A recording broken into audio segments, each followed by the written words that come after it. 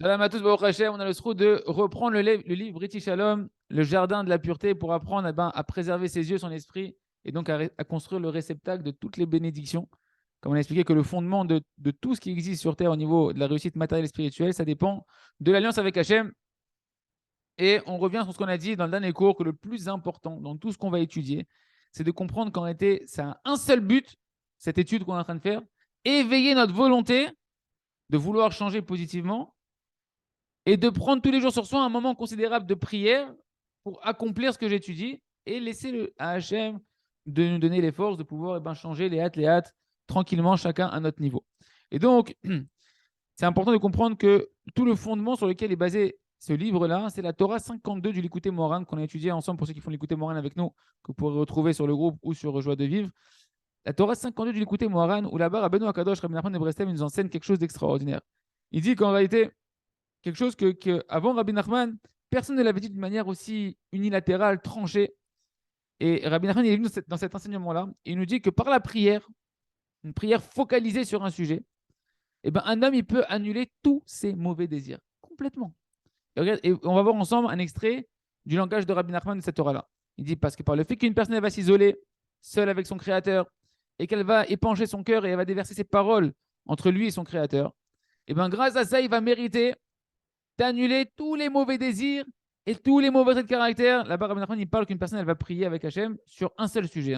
Il va prendre un trait de caractère, un mauvais désir, ici en l'occurrence, la débauche, les mauvaises pensées, les regards interdits, etc.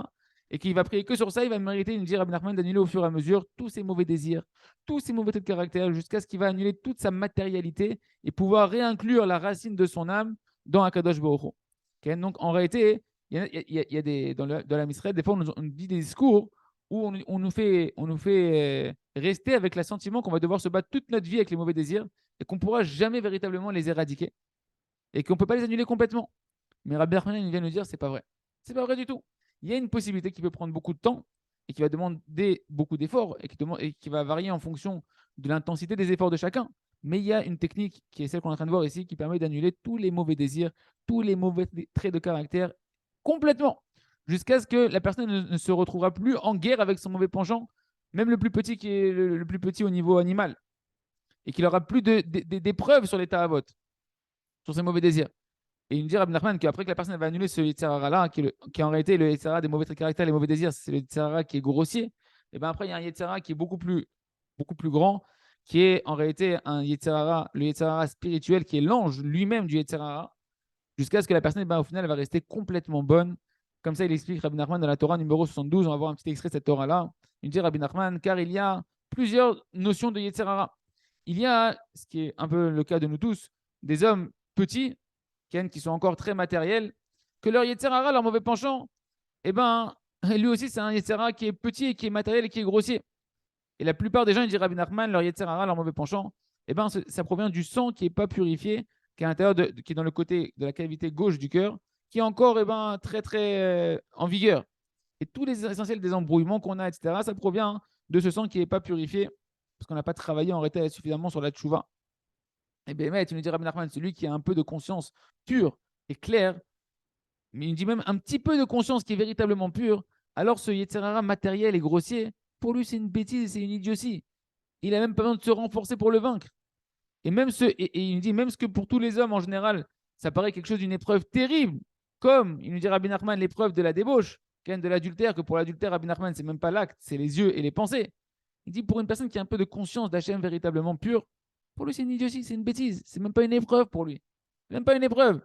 Parce que celui qui a un tout petit peu de da'at, amitié, de conscience véritable d'Hachem, et qui connaît un tout petit peu de la grandeur de notre Créateur, béni soit-il, comme c'est marqué, Kani a dit que moi je sais, il a dit Lavan, moi je sais que Hachem il est grand et qu'il est au-dessus de toutes les autres divinités, de toutes les autres forces. Quelqu'un qui a un tout petit peu conscience de la grandeur d'Hachem, il dit Rabbi Nachman, il n'y a pas besoin on ne peut pas expliquer ça, d'avoir conscience de la grandeur d'Hachem. La grandeur d'Hachem, elle dépend de chacun d'entre nous. Chacun, il va avoir une conscience d'Hachem qui va fluctuer en fonction de son travail. Et il nous dit là-bas, il dit Vadaï, c'est sûr que celui-là, pour lui, c'est même pas une épreuve. Il n'a même pas besoin de se renforcer sur son Yetzirah. Simplement, il y a un Yetzirah qui est d'un autre niveau. Donc, ça, en fait, c'est le combat que nous on doit faire pour nous, c'est un véritable combat, les amis, parce qu'on est véritablement inconscient d'Hachem. Donc, on a un véritable combat. Il dit quand on se débarrasse de ce Yetzirara-là, il y a un autre Yetzirara qui vient, qui est l'ange saint du Yetzirara. Et cet ange-là, c'est le Yetzirara en lui-même. Et là, il va falloir se renforcer encore sur ce Yetzirara-là. C'est le Yetzirara des tzadikim, on va dire. D'accord? Où là-bas, ce ne sont plus des instincts animaux comme nous, on pourrait ressentir, mais c'est véritablement des notions de rigueur de dinim qui doivent affronter au niveau du Yetzirara. Mais Zé Abardaat, donc celui qui a la conscience d'Hachem, il a ce Yetzirara-là. Rabbi Nachman, en fait, il nous a dit qu'il y a deux types de Yetzirara. Je vais sauter un peu tout ça. Mais ce qui est important pour nous, c'est que Rabbi Nachman, il répète encore et encore que celui qui a de la vraie crainte du ciel et de la vraie conscience d'Hachem, pour lui, c'est même pas un Yetzirara la débauche. C'est une bêtise, c'est quelque chose de. C'est une idiotie complète. Hein, comme j'ai entendu il y a pas longtemps le Yanouka, qu'on lui a posé la question par rapport justement comment gérer les jeunes et leur dire, faire prendre conscience un peu que les choses interdites à voir, etc., qu'il ne faut pas les regarder. Il a dit celui qui aime Hachem, celui qui aime la Torah d'Hachem, qui sent le goût de l'amour d'Hachem, pour lui, il n'y a même pas besoin de lui parler de ça. Parce que, parce que ça n'a aucune comparaison. Il n'y a même pas de lieu de comparer. C'est une idiotie totale. Et pour nous, ce qui est important, les amis, c'est de comprendre que si on va faire le travail qu'il y a à faire de prière, on va arriver à ce niveau-là.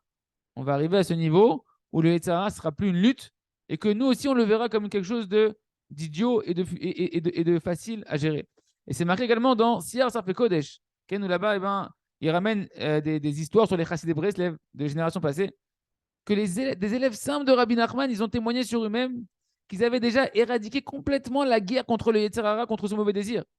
Et parmi eux, il y avait Rabbi Lev, le frère de Rabbi Sender de Travitzer, Zal. Qu'est-ce qu'il disait? C'était un homme qui était très kadosh. Il est arrivé à un niveau de Gdusha par la Hidbo des doutes, par les conseils de Rabbi Nachman. Et une fois, il a attrapé sa barbe comme ça. Et il a fait des louanges sur lui-même. Et il a dit, cette barbe que vous voyez, Ken, elle est propre de mauvaises pensées depuis 25 ans. Alors qu'il y avait 25 ans qu'il n'y a pas une mauvaise pensée qui l'a traversée. Et comme ça, il ramène également dans Sefer Meshivat Nefesh.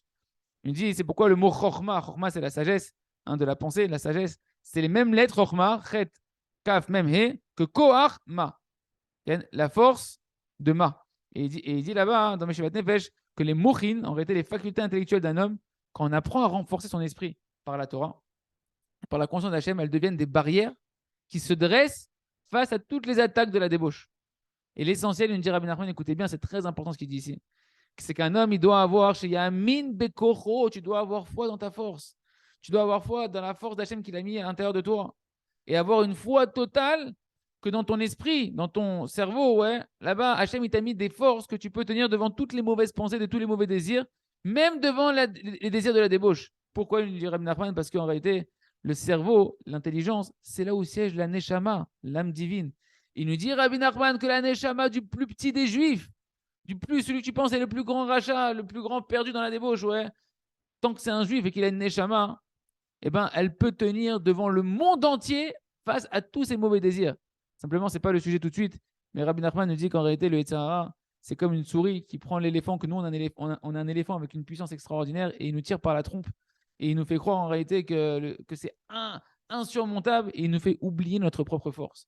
Et ça, on a des forces intérieures de nous-mêmes qui sont extraordinaires par la prière, par la hidbo des doutes, et en focalisant sur un sujet, sa prière, sa volonté, et en étudiant la Torah sur un sujet, on peut, Hachem, déjouer le Yetzirah et s'en débarrasser. Hachem, ce sera l'objet de tout le livre.